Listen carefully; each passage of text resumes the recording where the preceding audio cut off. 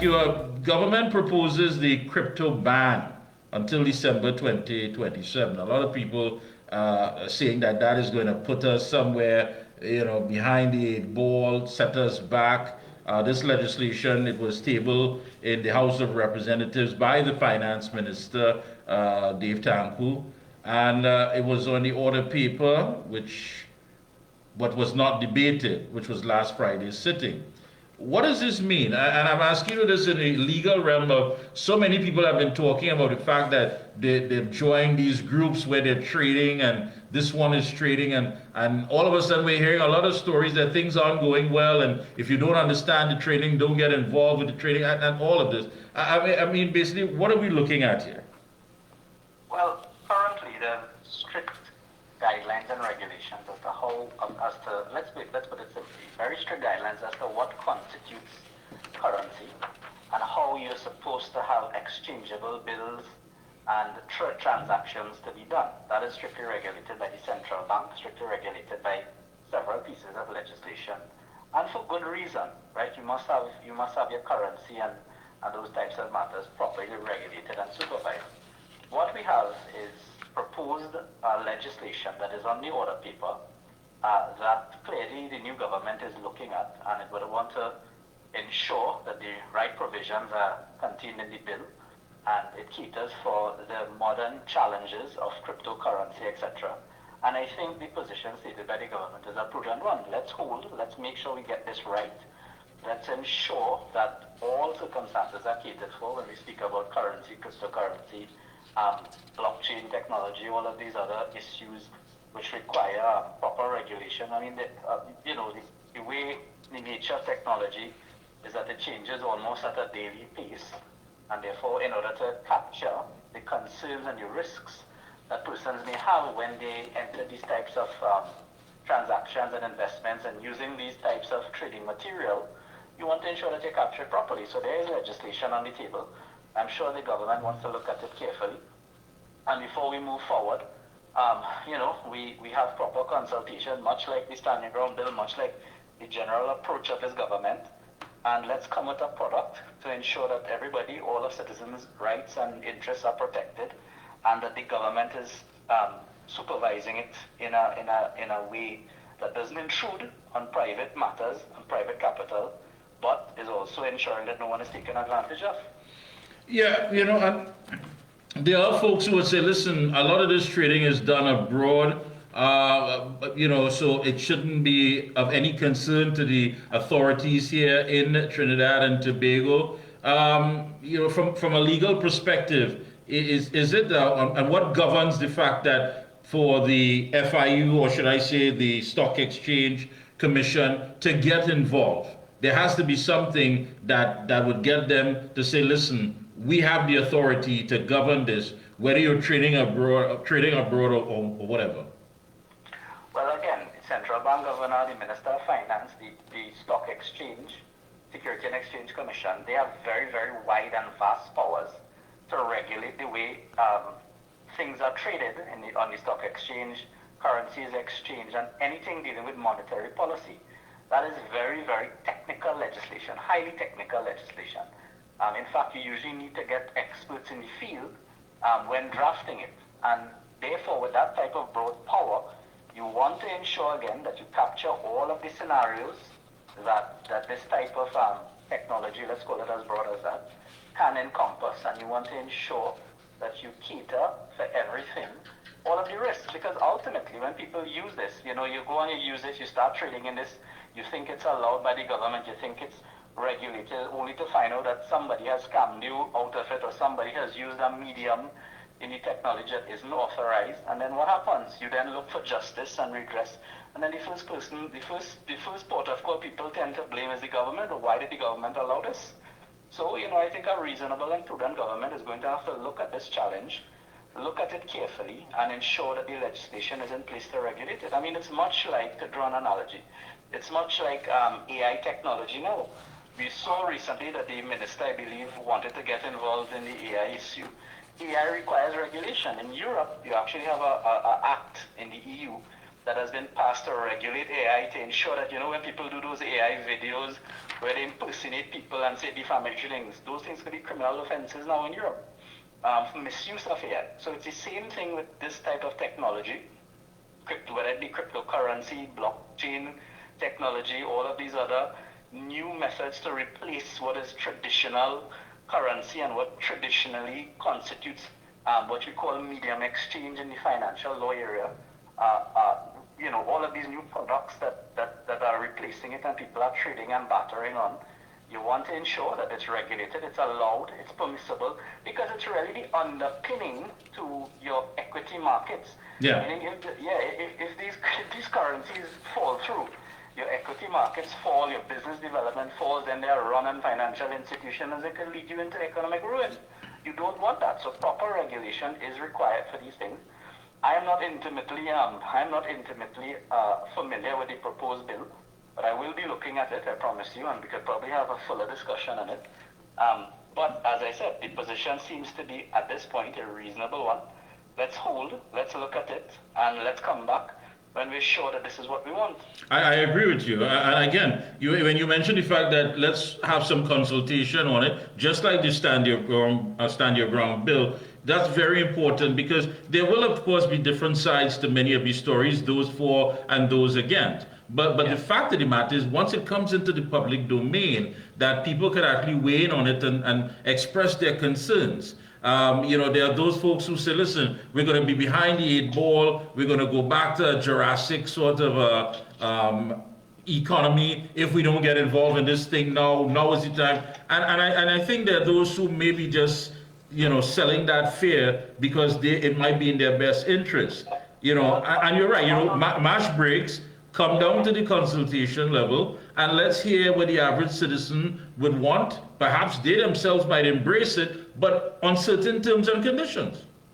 Yeah, I mean, any government and administration, you want to strike the right balance between allowing a free market and people and commerce, and you don't want to over-restrict the way people do business, but at the same time, regulation is needed. So you have to balance regulating with allowing free commerce, and it's always a difficult balance to strike.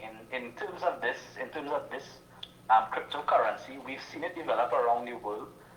We've seen some crashes as a result of it. There have been schemes as a result of it, but people have made millions of dollars, and commerce and business has increased because of it. And the primary incentive is the getting away from the regular banking system, which we know has its own evils that we have to deal with. So it's there, it's attractive, but I get concerned when people want a completely unregulated sector. Yeah. I feel like the people who benefit from that are people who have gotten a head start in it, know the tricks, the traps, and the falls, the pitfalls, but prefer if other people fall into those traps. Yeah. While they maneuver forward. And I feel that you have to strike some type of fairness in the market. So regulation is good, and let's get the regulation right. And another issue with it, obviously, is when you come to these types of technological moving of money or services of value, is of course terrorist financing.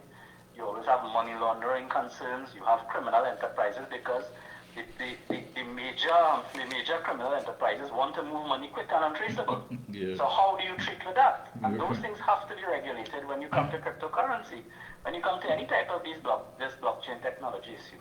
Yeah. So let's pause. Let's look at it carefully. It requires some expert views, not just from lawyers, but from people who actually trade in the commodity. You would probably also, you're also not going to be inventing the wheel, because there is legislation around the world which has regulated this. So I think we just have to choose and look for the one. And you're right. The Minister is absolutely right in my view. I support him. Let's take stock of it. Let's look at it carefully. I know he's probably, knee deep in or head deep in preparing for the budget that is coming on. So, and he has a tough job ahead of him. He said that, I think. So let's support him and give him the leeway he needs to get it right. And I agree with you 100%. Just going back to, the way how many things are lost in transition, especially when it comes to dealing with that from a legal perspective. Here we have an attorney at law, Larry Lala, a man who is well known in the fraternity, And he's one of his postings is that what's the point in telling citizens that you are bringing a law, when he's talking about the stand their ground law, bringing a law to allow them to stand their ground against home invaders, but not telling them your bill is flawed. Because when they stand their ground and kill a home invader, they run the risk of being arrested, charged, and having to sit in jail for years, awaiting a trial before they can prove that they did not use disproportionate force in killing the home invader. Now that's pretty strong. As I said, I respectfully disagree with Mr. Lala, senior counsel, on that point.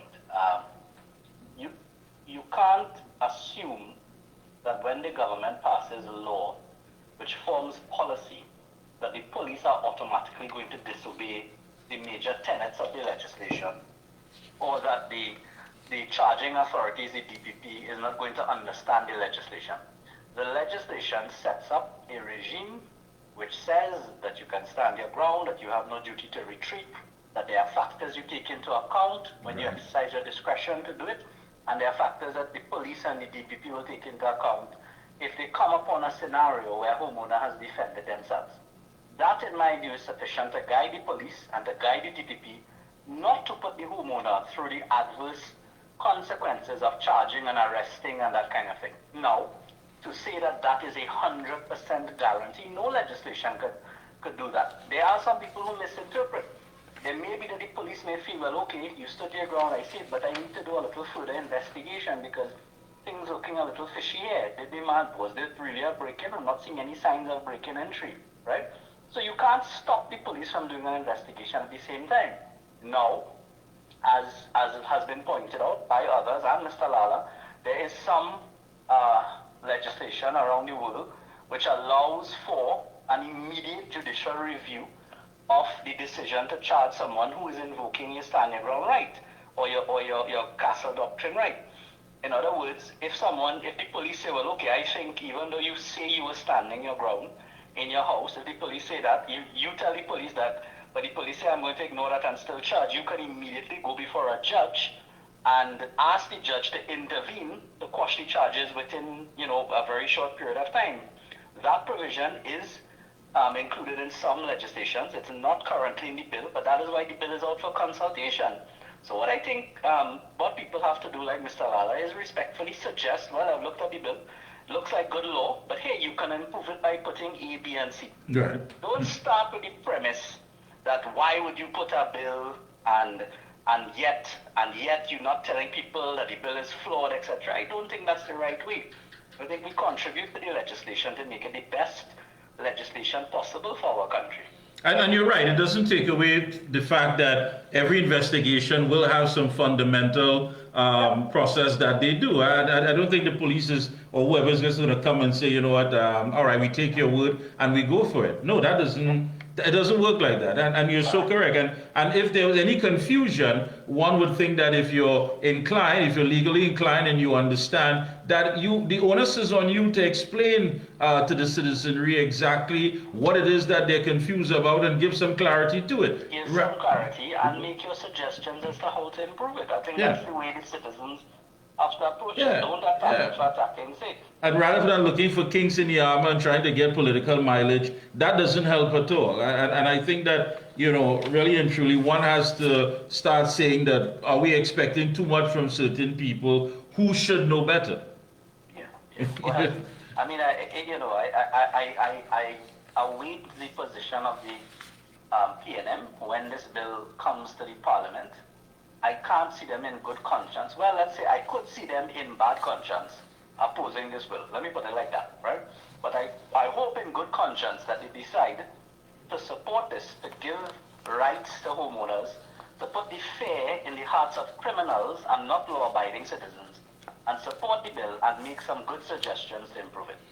I really and truly hope so. Really and truly. I mean, it's time that, rather than to use it as a political football, we need to put that power in the hands of the citizenry and have something.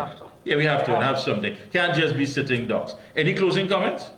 No, I just want to say, again, I think I said it earlier. I hope I wish the Minister of Finance well. I know he's probably working late hours to get the budget right. This is the first budget for the UNC, for the United National Congress government, and I really, really support them, and I look forward to the budget reading. I think that would set the country on the path that it needs to get on. I agree with you as well. That would definitely set the economic tone moving forward. Thank you so much again for taking time out. Do enjoy the rest of your evening, and we'll be checking in, of course, with you periodically. Same to you. Thank you so much. Bye. The Observer.